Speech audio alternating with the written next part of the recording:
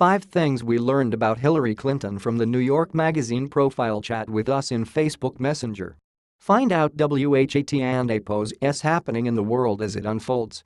Hillary Clinton speaks at commencement at Wellesley College May 26, 2017, in Wellesley, Massachusetts. Hillary Clinton is on the cover of Next WEEK and APOS New York Magazine. She gave the commencement speech at Wellesley College on Friday. Know that Hillary Clinton is out of the woods.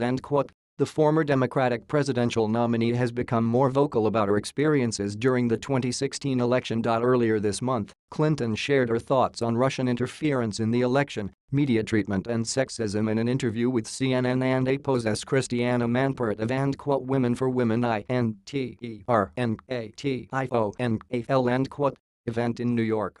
Friday, she compared President Donald Trump and APOS' presidency to that of Richard Nixon and APOS in a fiery commencement speech at her alma mater, Wellesley College. And in an interview with journalist Rebecca Traister, the former Secretary of State revealed details about her day-to-day life following a tumultuous political year. HERE and APOS of roundup of the most interesting things we learned about CLANTON and APOS' life after the election from the New York Magazine cover story, published Friday.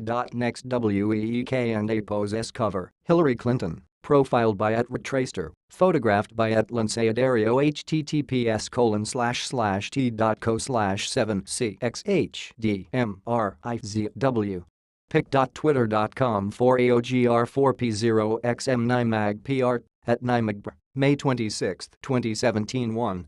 She DOESN and APOS shy away from dishing gossip. President Donald Trump and APOS' inauguration may not have been easy for Clinton to sit through, but she had others sitting by her side to help. It was a really painful cry to his hardcore supporters that EWASN and APOS changing she said. The and APOS CARNAG and APOS in our country? It was a very disturbing moment. I caught Michelle Obama and APOS what is going on here? I was sitting next to George and Laura Bush, and we have our political differences, but this was beyond any experience any of us had ever had. After Trump and APOS' inauguration, some outlets reported that former President George W. Bush allegedly reacted to Trump and APOS' speech by saying that was some weird when asked by Traister if she overheard Bush say that Clinton only RAISED her eyebrows and GRIN, Ned. To SHE and APOS not really into THERAPY and THAT and APOS not how I roll she said. I and APOS am all for it for anybody WHO and APOS at all interested in it.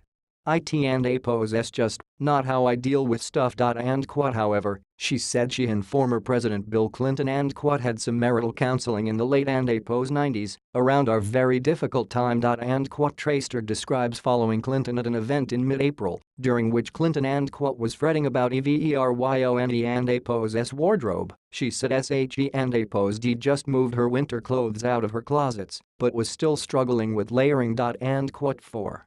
She spends her free time doing a lot of normal, everyday activities and she speaks often these days of the benefits of rest and good food and being outdoors. Traister wrote. She answered mail and had scores of off-the-record exit interview meetings, and she and Bill saw most of the shows currently on Broadway. They have dinners together and spend time with their grandchildren. 5. She has strong views on Easter candy. When chatting with Governor Andrew Cuomo at an event, Clinton and the New York politician exchanged opinions on Easter candy. They talked about Easter, about how SHE and APOS like to fill some of those plastic eggs for the kids, but Chelsea told her that Charlotte CAN and APOS yet eat jelly beans. Traister wrote.